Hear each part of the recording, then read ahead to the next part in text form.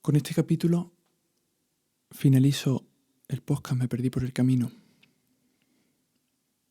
Sinceramente, te recomiendo que no escuches este capítulo. Es una pérdida dentro de la intelectualización de lo que no se puede intelectualizar. Pero yo lo intenté y aquí lo dejo. Pero realmente si has escuchado algo que he dicho, que te ha gustado, es recomendable buscar cualquier otro capítulo de los que tenga en YouTube antes que escuchar este. Dudo que aporte algo, pero sucedió y aquí lo dejo. Si quieres escucharlo, capítulo 13, la muerte del intelecto. No veo nada.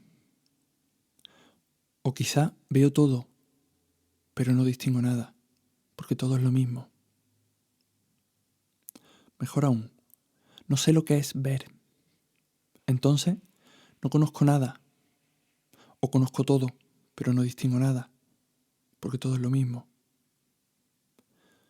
Por algún motivo que desconozco, nace la voluntad de crear algo. Lo más pequeño y más simple que ahora mismo soy capaz de imaginar, diría que es algo como un punto. Uso la palabra imaginar con el significado de dar forma a algo, por lo tanto, crear una forma. Imagino que soy algo. Digo que es como un punto porque es tan pequeño que no puedo saber qué forma tiene. Y no lo puedo agrandar para verle la forma, porque no conozco ninguna forma. Lo he llamado punto, pero quizá es un agujero, no lo sé. El punto sería poner algo en la nada, y el agujero sería quitar algo del todo. Pero como no sé si no conozco nada o lo conozco todo, no sé si es un punto o un agujero. Así que soy un punto y solo soy consciente de que soy, o soy un agujero y solo soy consciente de que no soy. Por lo tanto, ni siquiera sé que soy, solo sé que a lo mejor soy, o que a lo mejor no soy. Ser o no ser. Puedo creer que soy un punto, o puedo creer que contengo un punto. Puedo creer que soy un agujero, o puedo creer que tengo un agujero. Al haber imaginado algo, ha aparecido algo. Esto es obvio, sí, pero ahora hay algo y nada. Dos cosas. Aunque es una cosa y la ausencia de esa cosa, su presencia y su ausencia. Lo primero que hice fue imaginar, significando esto dar forma a algo. Por lo tanto, la palabra más acertada diría que es crear. Esto es una acción, un verbo. Y al crear aparecen dos cosas, dos sustantivos, algo y nada. El ser se divide en positivo, lo que es, y negativo, lo que no es. Ahora esas dos cosas se pueden relacionar entre sí. Una contiene a la otra. Puedo olvidarme de una de las partes y experimentar ser una cosa contenida en otra cosa, o puedo olvidarme de la otra y ser una cosa que contiene otra cosa. Puedo experimentar ser el contenido o ser el continente. He visto dos posibilidades. Por actuar siendo uno, surgieron dos. Entonces voy a actuar en una mitad, o sea, en una de esas dos posibilidades. A lo mejor el motivo que me mueve a actuar es un tipo de curiosidad, para así saber qué forma tengo y así saber qué soy o cuál es mi potencial. Pero tampoco puedo saber el motivo de mi voluntad, ya que ni siquiera sé si soy o no soy. Pero sé que puedo ser o no ser. Solo conozco el punto o el agujero. Conozco el uno, una acción, y el dos, dos sustantivos. Pero no puedo ver las dos posibilidades a la vez. Solo puedo ver una colocándola en el centro.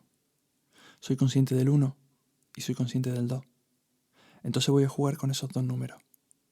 Voy a llevar el 1 al 2. Voy a meterme en el agujero y olvidarme de él.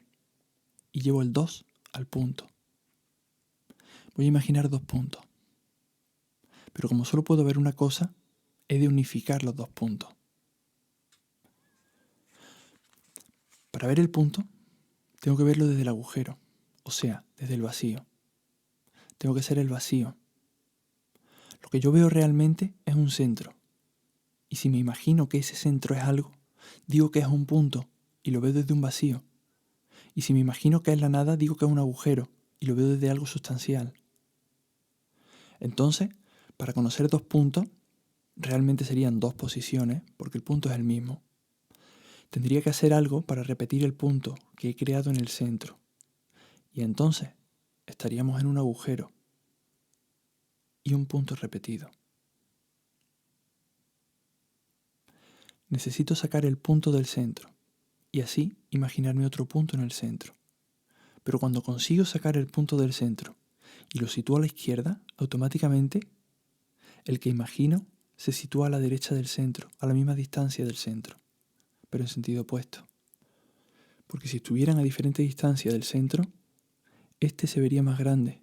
Y esto no puede suceder, al menos aún, porque al verlo más grande, distinguiría su forma, y no conozco forma alguna. Por lo tanto, se sitúa uno a la izquierda y otro a la derecha, y el centro queda vacío. ¿Qué ha sucedido? Solo conocía el centro, y en el centro solo cabe uno. Así que he creado un nuevo espacio donde situar el punto, y al crear ese espacio se ha creado otro espacio para imaginar de nuevo al punto, y así poder ver dos puntos, aunque es una ilusión, porque solo hay un punto que he repetido y puesto en dos lugares. Ese lugar donde he puesto el punto lo denominé antes la izquierda, pero también lo puedo denominar memoria.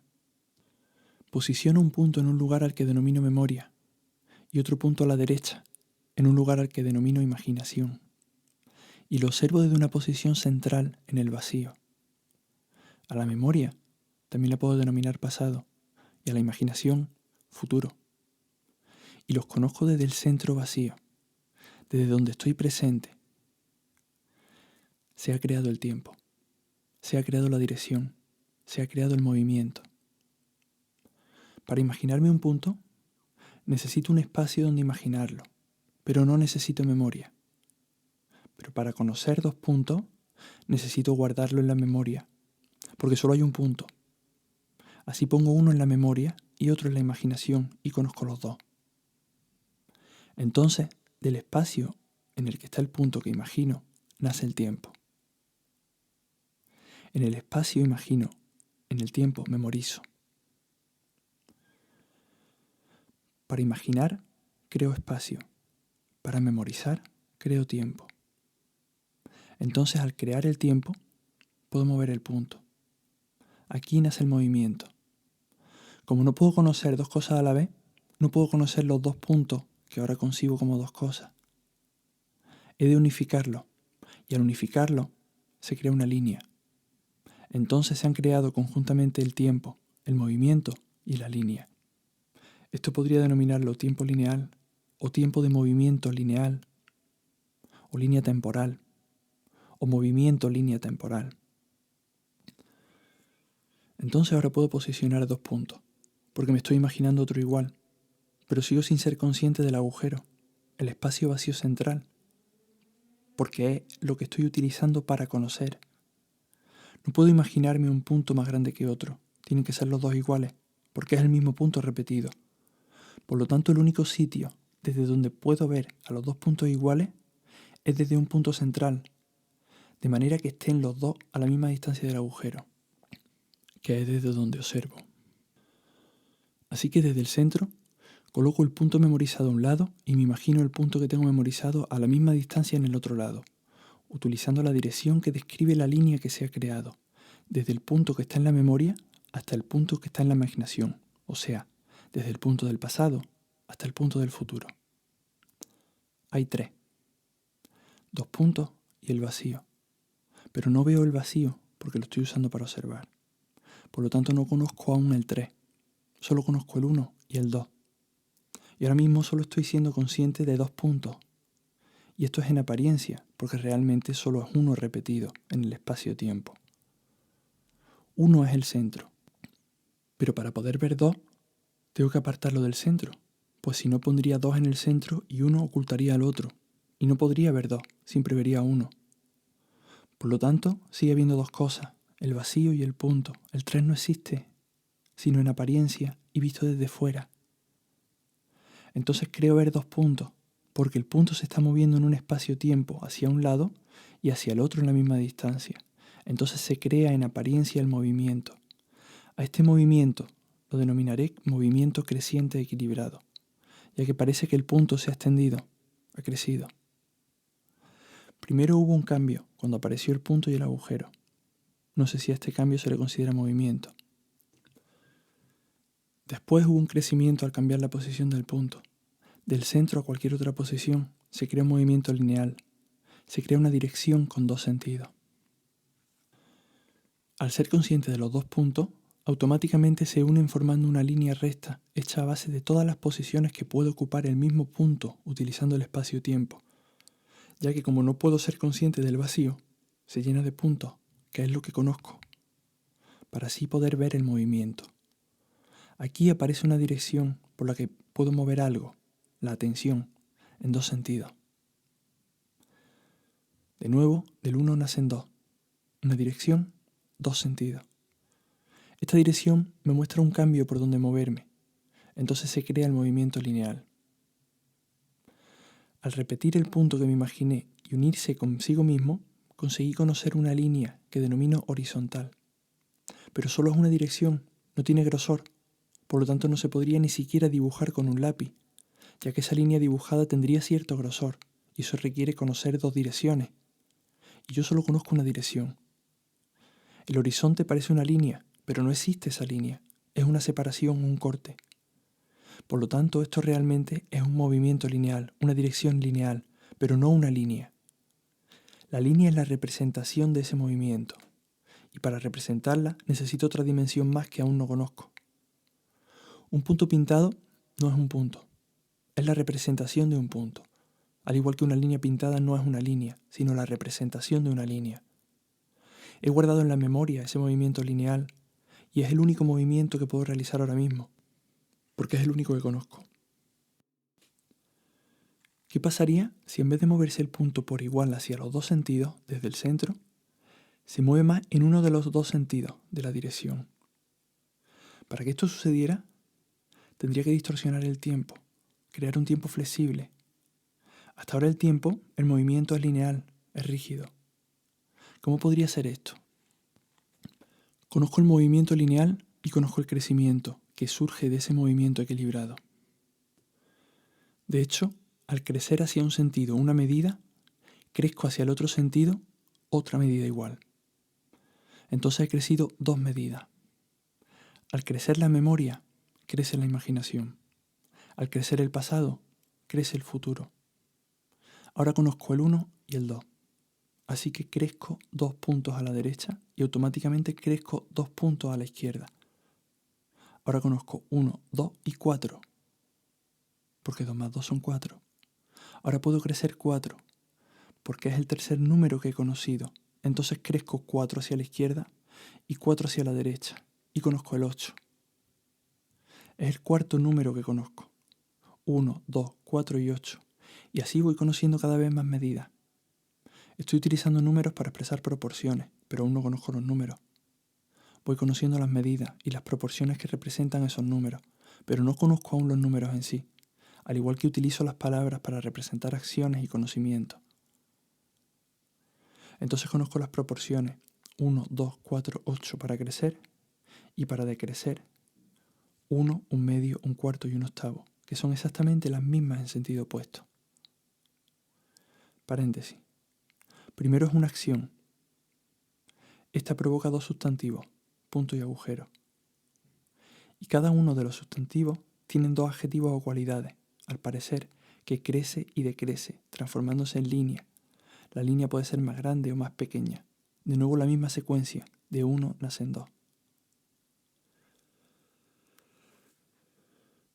Solo conozco una dirección con sus dos sentidos, izquierda y derecha, y simultáneo, por lo que solo conozco dos movimientos, crecer y decrecer. Entonces digo, me voy a olvidar de uno de los dos sentidos. Ahora no soy una dirección, ahora soy un sentido. Por lo tanto, experimento de nuevo cómo es ser la mitad de lo que conozco de mí. Primero apareció el punto y el vacío. Me olvidé del vacío para conocer el punto. Ahora aparecen el pasado y el futuro. Y me olvido del futuro para conocer el pasado. Ahora estoy conociendo una cuarta parte y me olvidé de 3/4 partes. Entonces se ha creado una línea en base a un centro. Yo tengo mi atención en el centro, que es donde observo, donde estoy presente. Ahora dirijo mi atención un poco hacia la izquierda, o sea, hacia la memoria, al pasado.